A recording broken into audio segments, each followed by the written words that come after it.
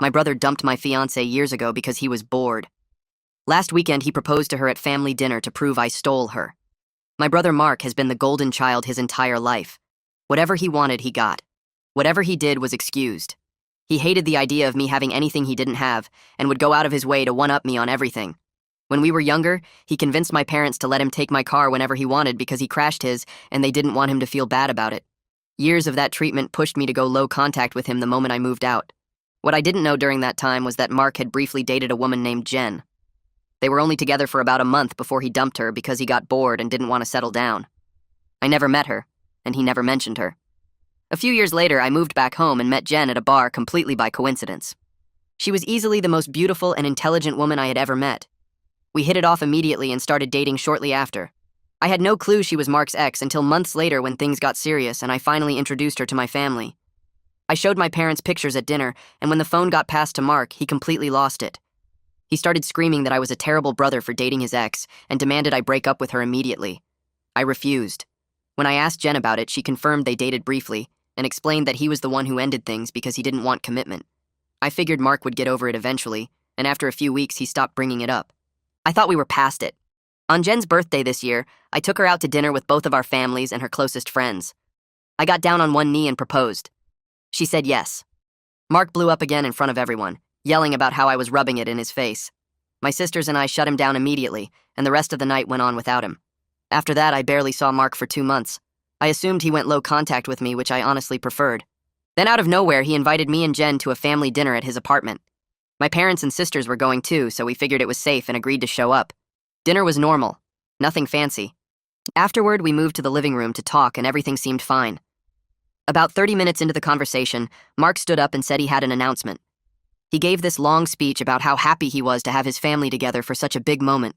Then he got down on one knee, pulled out the cheapest ring I have ever seen, and asked Jen to marry him. The room went dead silent. Jen looked horrified and told him to put it away and stand up. He didn't move. He just kept holding the ring out and staring at her like he expected her to say yes. My dad tried to grab Mark, but I got to him first. I hit him before I even realized what I was doing. I hit him again while he was down. My dad pulled me off and Mark stayed on the floor holding his face. He looked up at me and said he just wanted to show me that Jen was never really into me and that she was only with me to get back at him.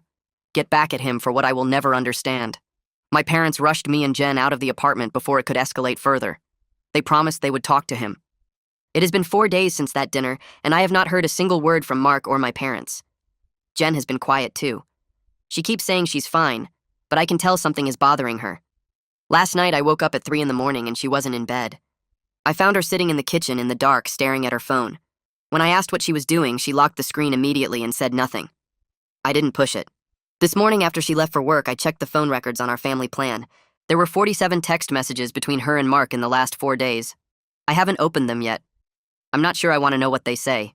I sit in my car outside our apartment building for 20 minutes staring at my phone. The text message records are pulled up on the screen showing 47 messages between Jen and Mark. My hands shake as I scroll through the timestamps. They've been talking multiple times every single day since that dinner. At 3 in the morning when I found her in the dark kitchen, she was texting him. I can see it right there in the records. 3:17 a.m., 3:21 a.m., 3:34 a.m. The messages keep going until almost 4 in the morning. I scroll back through the other days and see the same pattern. Morning messages, afternoon messages, late night messages. They've been in constant contact and she never said a word to me about it. I finally force myself to get out of the car because sitting here avoiding this will only make it worse. My legs feel weak as I walk toward the building entrance. I take the stairs instead of the elevator because I need the extra time to figure out what I'm going to say. When I reach our floor, I can smell coffee brewing from inside our apartment. The normalcy of it makes my stomach turn. I unlock the door and walk inside. Jen is standing at the stove making breakfast. She's wearing my old college sweatshirt, and her hair is pulled back in a messy bun. She looks over her shoulder and smiles at me like everything is completely normal, like she hasn't been secretly texting my brother for 4 days straight. I walk over to the counter and put my phone face down between us. She goes back to flipping pancakes. I watch her for a few seconds before I speak. Why have you been texting Mark 47 times in 4 days? She freezes with the spatula in midair. Her face goes pale. The pancake on the griddle starts to burn, but she doesn't move to flip it. I watch her decide in real time whether to lie or come clean. Her mouth opens and closes twice before any words come out. She finally puts the spatula down and turns off the stove. She admits she's been texting Mark, but swears it's not what I think. She says he's been sending her long messages about how sorry he is and how he ruined everything. She says she's been trying to get him to leave us alone. She grabs her phone from the counter and unlocks it. She pulls up the messages and shows them to me. I scroll through and see mostly him sending paragraphs while she sends short responses telling him to stop. But then I see other messages. Messages where she's asking him why he really proposed to her. Messages where she's asking if he actually had feelings back then. Messages where she's asking what he meant when he said she was only with me to get back at him. I realize she's been seeking closure or validation from my brother behind my back. I tell her I understand wanting closure, but going behind my back to get it from Mark feels like a betrayal. Especially after he just tried to humiliate both of us in front of our entire family. She gets defensive immediately. She says I'm being controlling. She says she's allowed to have conversations without reporting every detail to me. She says maybe if my family wasn't so messed up, none of this would be happening. Her voice gets louder with each sentence. I tell her that's not fair. I tell her she knew how much Mark's proposal stunt hurt me, and she chose to engage with him anyway. She says I'm making this about me when it's about her need for closure. I say closure doesn't require dozens of secret text messages at 3 in the morning. The fight escalates fast. We're both saying things we don't mean. She brings up how I never want to deal with family problems. I bring up how she always needs validation from other people. Back and forth until neither of us is listening anymore. She finally grabs her keys off the counter. She says she needs space to think about whether she wants to marry into this family drama. The door slams behind her before I can respond. I stand in the kitchen surrounded by the smell of burnt pancakes and listen to her car start in the parking lot below. 2 hours pass. I try calling her 3 times, but she doesn't answer. I clean up the kitchen and throw away the burnt pancakes. I sit on the couch staring at my phone, wondering if she's coming back. Then Brielle calls.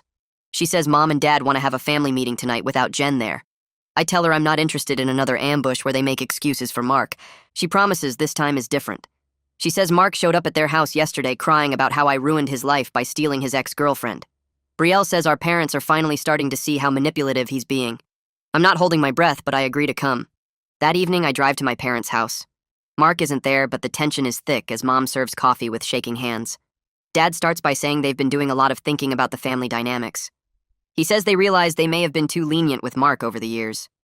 I almost laugh because too lenient doesn't begin to cover decades of enabling his entitled behavior. I stay quiet and let him continue. Mom admits that Mark has always been difficult when he doesn't get his way.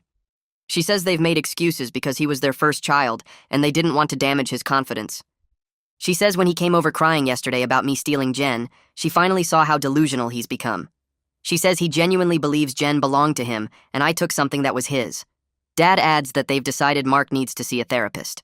They're making it a condition of continuing to support him financially, since at 29 he's still partially dependent on them. I tell my parents that therapy for Mark is fine, but it doesn't address the real issue. They've spent my entire life prioritizing his feelings over mine. One conversation doesn't erase that pattern. Brielle backs me up and points out specific examples from our childhood. She reminds them about when they let Mark take my car whenever he wanted after he crashed his own. Cleo adds that she's been keeping her distance from family events for years because watching them baby Mark while dismissing everyone else became unbearable. The conversation shifts when Dad asks about Jen and whether we're still engaged after everything that happened. I admit I don't know because I discovered she's been secretly texting Mark for days. Even though the messages seem mostly innocent, the secrecy feels like a breach of trust. Mom looks genuinely distressed. She says she hopes Jen isn't actually considering Mark because his proposal stunt was clearly a manipulative power play rather than genuine feelings. After the family meeting, I drive to my friend Reed's house because I need to talk to someone outside the family dysfunction. Reed has known me since high school and watched my relationship with Mark deteriorate over the years. He listens to everything without interrupting. Then he asks me the hard question. Do I actually trust Jen, or has Mark's interference poisoned the relationship beyond repair, regardless of what the texts say? Night at Reed's place turns into coffee and silence. He doesn't push me for answers I don't have. I crash on his couch and stare at the ceiling until my eyes burn. Around midnight, my phone buzzes with a long message from Mark. He says he knows he messed up. He says he never actually wanted Jen back. He just couldn't handle seeing me happy when his own life feels empty and meaningless. He admits he's been jealous of me for years because I escaped the family and built my own life, while he stayed stuck trying to live up to being the golden child. The proposal stunt was him trying to prove he could still get whatever he wanted. When Jen rejected him, he realized how pathetic he'd become. I screenshot the message and send it to Brielle. She calls immediately and warns me not to let his sob story make me forget that he deliberately tried to sabotage my engagement. She says this is classic Mark waiting until he faces consequences to suddenly become self-aware and vulnerable. I know she's right, but part of me feels sad for Mark, despite everything. That makes me angry at myself for still caring. Jen comes home the next morning looking like she hasn't slept. We sit down at the kitchen table, and she admits that when Mark started texting her apologies, part of her wanted to understand why he dumped her so casually years ago. Not because she wants him back, but because his rejection damaged her self-worth and she never got closure. His recent messages revealed that he dumped her because he was terrified of commitment and she was getting too serious. That actually helps her realize it was never about her not being good enough. I tell her I understand the need for closure, but I'm hurt she sought it secretly, instead of talking to me first. She apologizes and explains she was afraid I'd see it as her having feelings for Mark, when really she was just trying to heal an old wound. We talk for hours about trust and communication. She promises no more secret conversations with Mark or anyone else. If she needs to work through something, she'll include me in the process. We decide to postpone the wedding planning until we rebuild the trust that Mark's interference damaged. We're still engaged and committed to each other, but we both recognize that getting married right now while everything feels unstable would be a mistake. She suggests couples counseling to work through the family drama and communication issues. I agree because I want our relationship to survive this stronger than before. 3 weeks into couples counseling, our therapist helps us see that Mark's behavior exposed existing cracks in our relationship. I have trust issues from watching my family prioritize Mark my whole life. Jen has abandonment issues from her past that Mark's rejection made worse. The counselor points out that Mark didn't create these problems. He just provided the pressure that revealed them. This changes how we approach healing because we're addressing our individual wounds rather than just blaming Mark. According to Brielle, Mark starts therapy like our parents required, and he's actually taking it seriously for once. His therapist apparently told him he has traits that come from being overpraised as a child. He's working on understanding how his need for constant validation hurts the people around him. I'm not sure Mark can really change, but Cleo points out that at least he's trying, which is more than he's ever done before. A month after the disastrous dinner, Mark asks through Brielle if he can meet me for coffee to apologize in person. I'm not sure about it, but Jen encourages me to hear him out. She says holding on to anger is hurting me more than it's hurting Mark. I agree to meet him at a neutral coffee shop, with the understanding that one apology doesn't fix everything, but it might be a start. Mark shows up looking genuinely humble for the first time in his life. He apologizes without making excuses or trying to minimize what he did. He admits he's been a terrible brother. His jealousy poisoned our relationship. The proposal stunt was cruel and manipulative. He says his therapist is helping him understand that our parents' favoritism damaged both of us. Me by being neglected, and him by never learning to take responsibility. He's not asking for forgiveness right away. Just a chance to slowly rebuild trust over time. I tell Mark I appreciate the apology, but I need to see real change before I can trust him again. That means respecting my boundaries with Jen and stopping the manipulative behavior. He agrees and says he's also working with his therapist on getting his own life together. Finding a job that isn't funded by our parents. Moving into his own apartment. Building an identity separate from being the golden child. For the first time in years, I feel a small bit of hope that maybe we could eventually have a real brother relationship. 2 months after the proposal incident, Jen and I are in a much better place after consistent counseling and honest communication. We've set a new wedding date for next fall, giving us time to strengthen our foundation and make sure we're getting married for the right reasons. My relationship with my parents is still strained, but they're making genuine efforts to treat all their children equally and acknowledge their past mistakes. Mark follows through on his promises and gets a job as a sales manager at a local company. He moves into a modest apartment across town. He starts dating someone new, a woman named Maya, who doesn't know our family history and treats him like a regular person rather than the golden child. Brielle says Mark seems happier and more grounded than she's seen him in years, though we're all being careful rather than assuming he's completely changed. At Thanksgiving dinner 3 months later, the family dynamic feels different in subtle but important ways. Mom and Dad make an effort to ask about everyone's lives equally, instead of centering conversation around Mark. Mark himself is quieter and more thoughtful, rather than taking over every discussion. When Dad proposes a toast to family, Mark adds his own toast specifically to me and Jen. He wishes us happiness and apologizes again for trying to ruin our engagement. Jen squeezes my hand under the table, and I realize we're actually going to be okay. Jen and I are planning our wedding for next October, and this time the excitement feels pure instead of tainted by family drama. Mark has maintained appropriate boundaries and is even helping Dad with some of the wedding prep. He's treating it like a chance to support me rather than compete. My relationship with my parents will probably never be perfect, but they're trying, and that's more than I expected. Most importantly, Jen and I came through this crisis with better communication and deeper trust. I'm confident we can handle whatever challenges come next because we've already survived the worst.